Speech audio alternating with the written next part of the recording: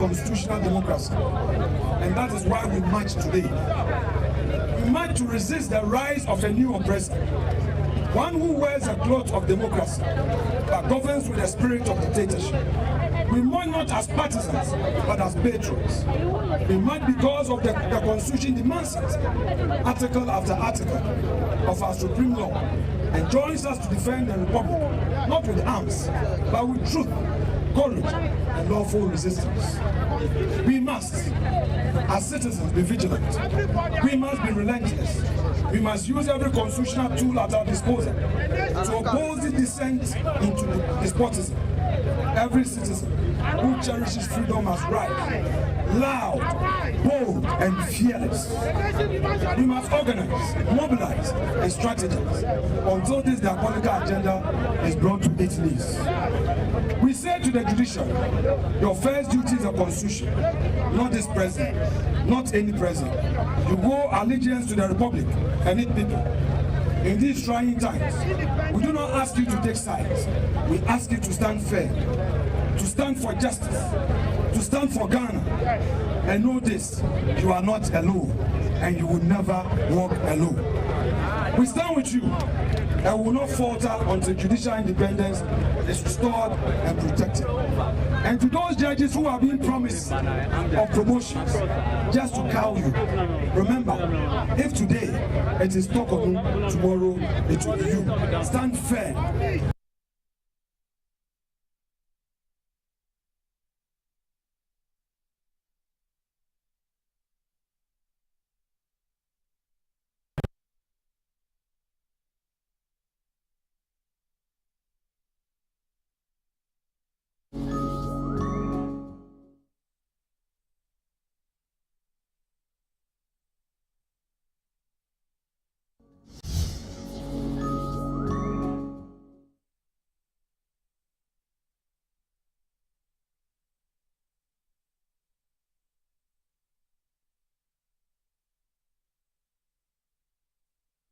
So you heard there the minority leader Alexander Apenyo marking reading out their petition to the presidency on the decision to suspend the CJ Gertrude Tokono.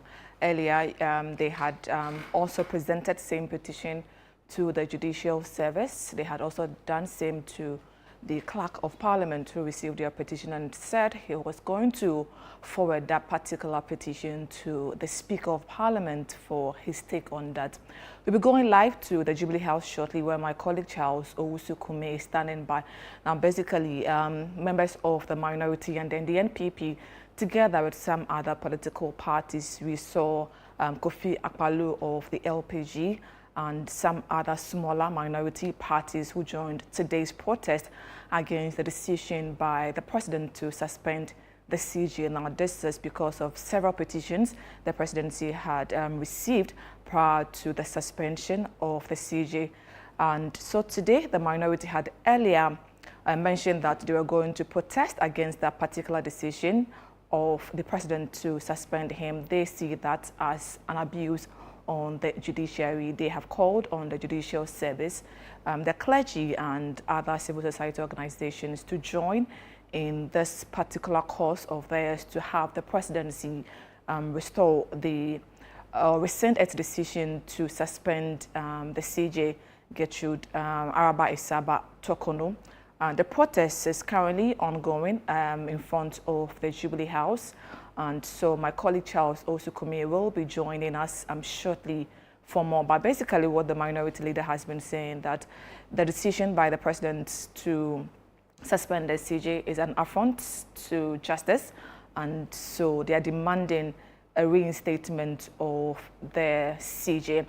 My colleague Charles Owusu-Kume is joining us via telephone to get more on what is happening at the Jubilee House. Charles, thank you for your time. Tell us, what more has the minority leader been saying?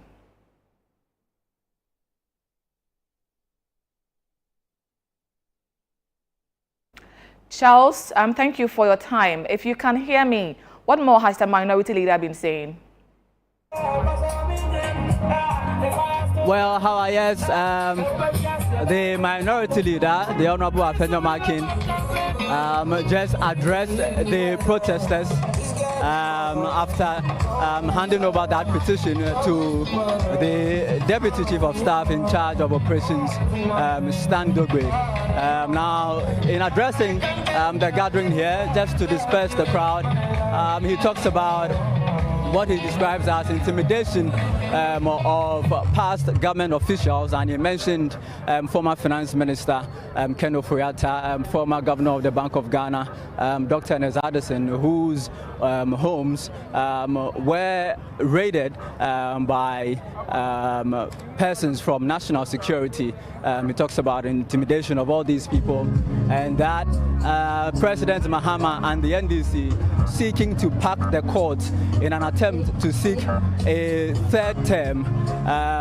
These are some of the reasons why he believes that this protest was very necessary for the NPP and the other political parties. I saw the Liberal Party of Ghana, its flag bearer Kofi Akpaloo, and General Secretary Jerry Owusu, both here part of this protest, all to express their displeasure against what they described as an attempt by the executive to interfere in the affairs of the judiciary by first removing the Chief Justice. And he also mentioned that there are rumors that there are also attempts after the removal of the Chief Justice to remove the chairperson of the Electoral Commission. So thousands of people joined the NPP and these parties here to organize this protest, and the people are now presently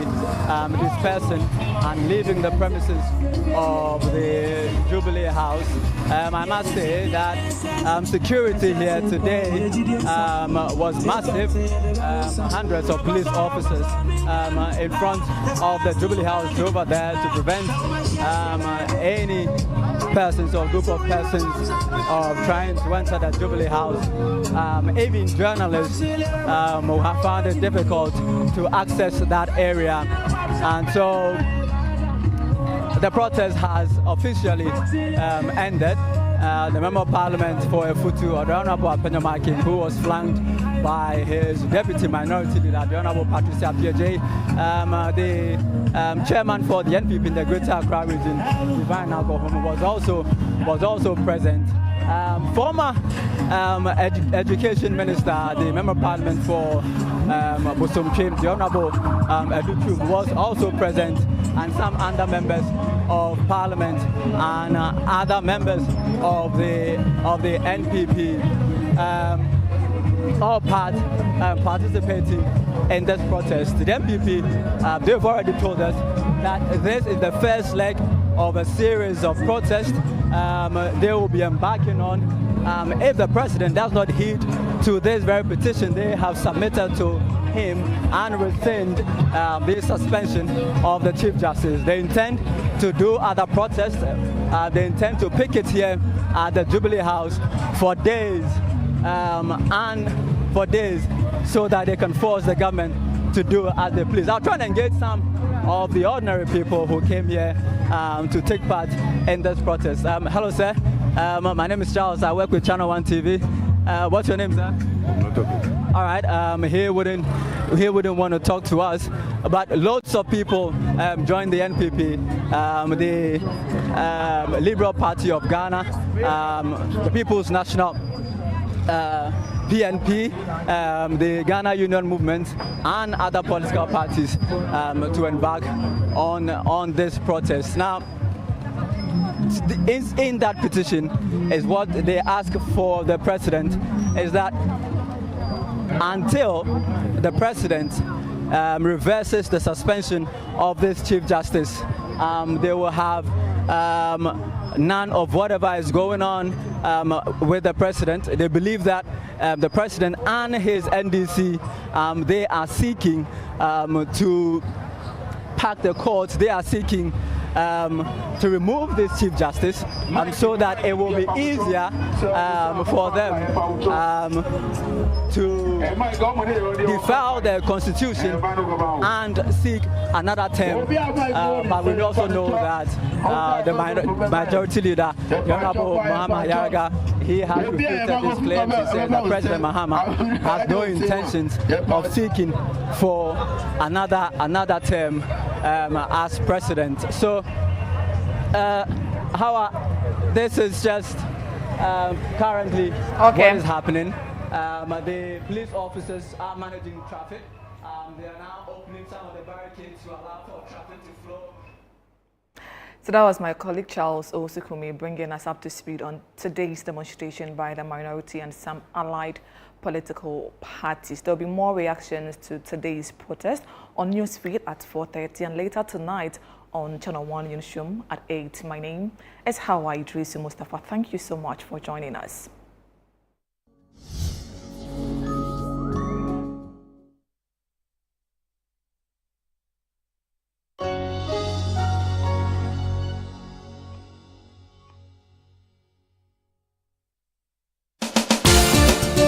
Where politics meets power, where the tough questions are asked, welcome to Face to Face. Every Tuesday at 9 p.m., join Umaru Sanda Amadou as he takes you face to face with the key players shaping the future of our nation. I lost over $10 million at the trade fair.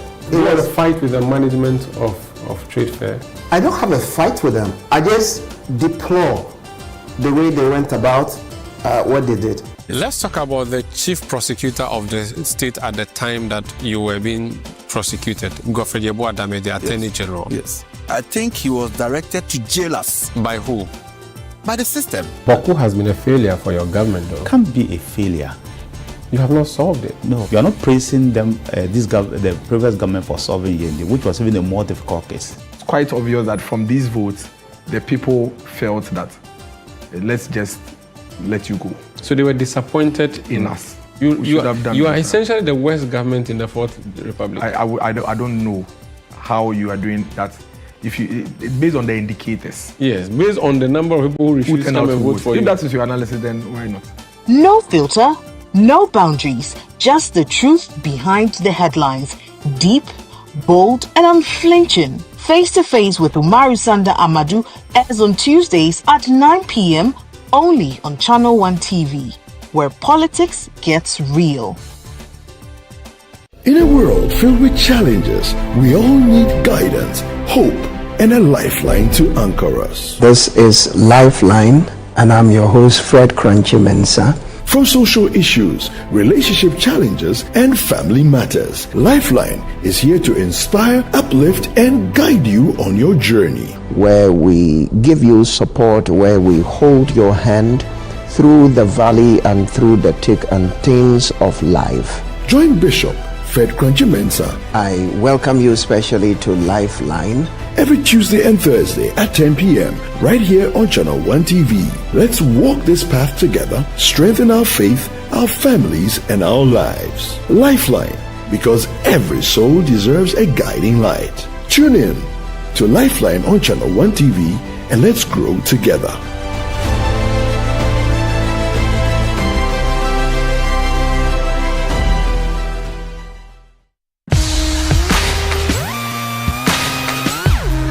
Looking for the latest buzz in Ghana's entertainment world? Welcome to Ghana Weekend, your ultimate destination for all things creativity and entertainment. Stay in the loop with breaking news, exclusive interviews, and then insider stories from your favorite creatives and stars. From music, movies, fashion and art, lifestyle and culture, Ghana Weekend brings it all together. Get a daily dose of entertainment, discover new talent, and never miss out on the creativity that defines our vibrant culture. Stay connected with us across all platforms. Follow us on Instagram with the handle Ghana Weekend, on X Ghana Weekend, on TikTok Ghana Weekend, at Ghana Weekend TV on YouTube for the latest in entertainment, travel, and everything Ghana. Don't miss out. Join the Ghana Weekend family today. Ghana Weekend, where entertainment meets creativity. Visit GhanaWeekend.com now.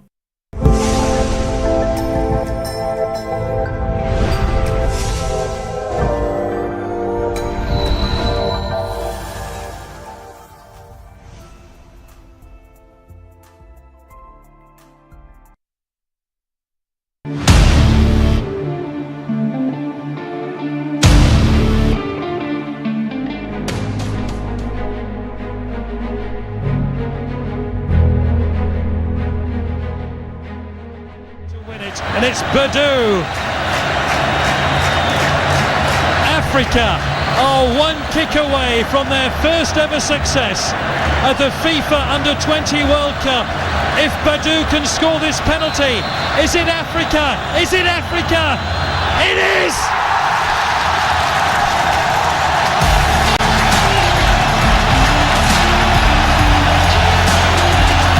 Ghana have won the competition.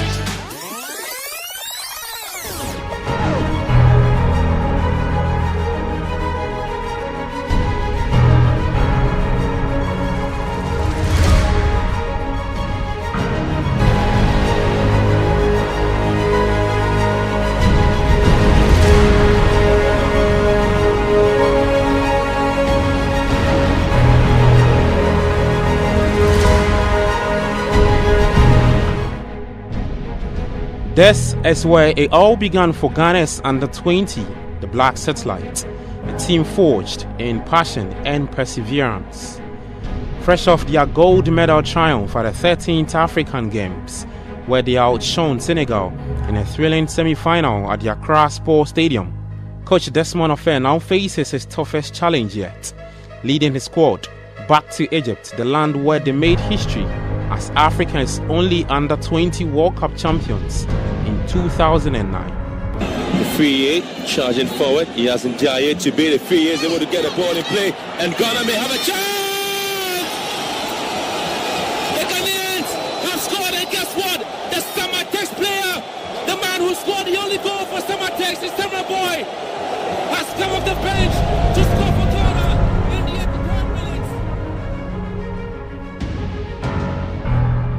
The African Games gold was just the beginning for Coach Desmond Offer and his Black Satellite.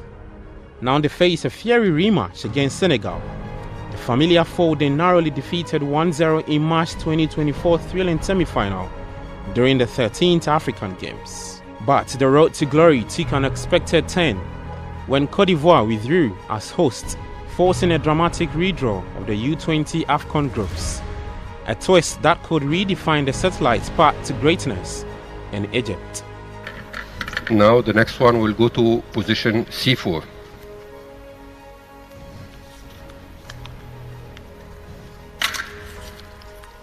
Ghana will be in position C4. And finally, to conclude the draw, in position A5, the remaining team, Tanzania.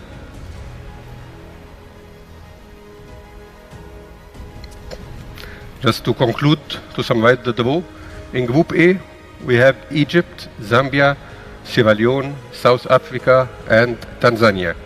In Group B, Nigeria, Tunisia, Kenya, and Morocco. And in Group C, we have Senegal, Central Africa, DR Congo, and Ghana. We've been watching the qualifications in the different zones, so we know the qualities, we know the teams that have qualified. Luckily, Morocco is being coached by a coach that I played against in Belgium. That's also a very dangerous side. Now, only 4 teams can qualify to the World Cup, and as you can see, it's going to be very, very difficult because you have the likes of Nigeria, obviously Burkina, Senegal is very, very strong as well. Egypt has a very, very strong team. South Africa is looking dangerous. They have one of the best strikers in the world in that age category, playing in Club Brugge right now. So we are doing a lot of homework, but I think the most important thing is just looking at ourselves and making sure that we are ready. I feel like we have to set the pace this time around, and I think this is the red line in the preparation and also in the selection that we made. I think looking at all the other tournaments that we played with this squad, I told the boys, it's very important to make sure that we reach the competition level, but I feel like we're in a stage where we can set the pace, and this is what we're trying to do. Coach Selastete, Coach Abdul Karim Zito, Selastete won the AFCON in Rwanda and went on to participate at the World Cup proper in Egypt. Karim Zito won the AFCON in Mauritania. He didn't get a chance to compete at the World Cup. You are going to the AFCON. Are you looking to etch your name in the history books of the Under-20? Obviously, I think every nation will go into the AFCON to try and qualify to the World Cup. I think that's the main priority. That should also be the main target. And then after the qualification, we see what happens. We're talking about the semis. And after the semis, I think in a major tournament, when you reach the semi-finals and you make it through, then the focus should be on grabbing the cup. And we'll take it step by step. We'll make sure that we are ready and compete. Does it haunt you to go there and perform? No, it's a motivation. It's exciting. It keeps us sharp. And it keeps the hunger going. So it's a motivation. Drawn in Group C, the Black Searchlights will take on DR Congo in their first group game of the tournament on May 2, before facing them on May 5, and then the final group game against the Central African Republic on May 8. A fifth title is definitely on the minds of these players and the head coach, Desmond Offer. After Ghana last won it in 2021 under former coach Abdul Karim Zito in Mauritania, when the Searchlights beat Ghana 2-0 in the finals at the Sheikha Old Bouidia, thanks to a brace from Daniel Efiyebanye. We qualify to the semi-final through third position, if you remember. Third position, I drew with Morocco, and then that qualifies me the best third position, and then we went in for the... So after the qualification, then I got the confidence that we can do it now.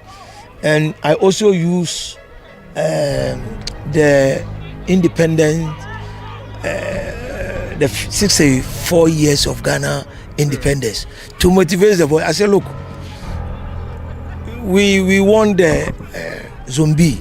Nothing was given to us up to today. So if we want to get money, let's try to win this AFCON, and then we represent the cup to Nana. And I know our father will do something, because it will be his first goal to win as an African. And then, if not because of the COVID, we'll have qualified to the World Cup. So that was the motivation factor. So we fought hard, and then everybody had that behind his mind. And really, when we came back, Nana did the needful. Abdul Karim Zito became the third Ghanaian coach to win the Under-20 AFCON, after coach Salah Stete did so in 2009, and the late coach Fred Osam Dodu in 1993 in Mauritius.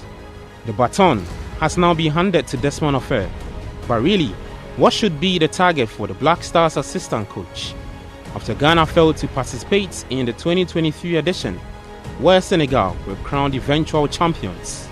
We first start with qualifying, trying to set your target by qualifying to the World Cup. So when the opportunity comes and you feel you can go for the cup, you go for it. That's what happened to me. I qualified through third position, as I said, from the initial stages. But when I qualified, then I saw there's an opportunity for me to also fight for the cup, and that's when we all made up our minds. And then we there was a team. I said, whatever happens on the field, they should remember their mental toughness. They should never give up. So that was the theme of the games we played, and then we were able to go through. The third position qualifying me to the semi-final gingered me to win the cup.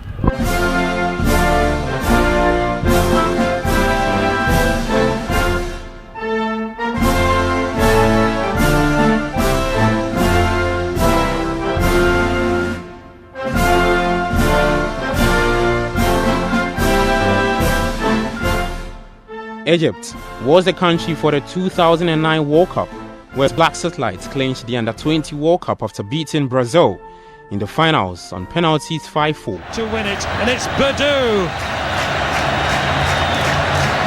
Africa are one kick away from their first ever success at the FIFA Under-20 World Cup.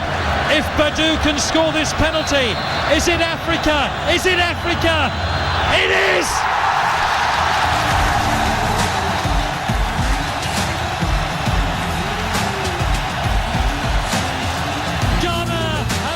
Competition for the first time.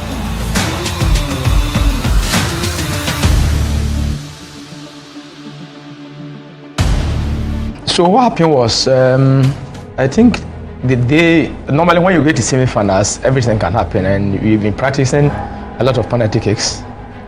They normally know me that I'm a good shooter of the ball, so normally a penalty kicks, when I get there, then the coach will tell me, Ajimai, don't go close. You are not one of my favorite 5 players.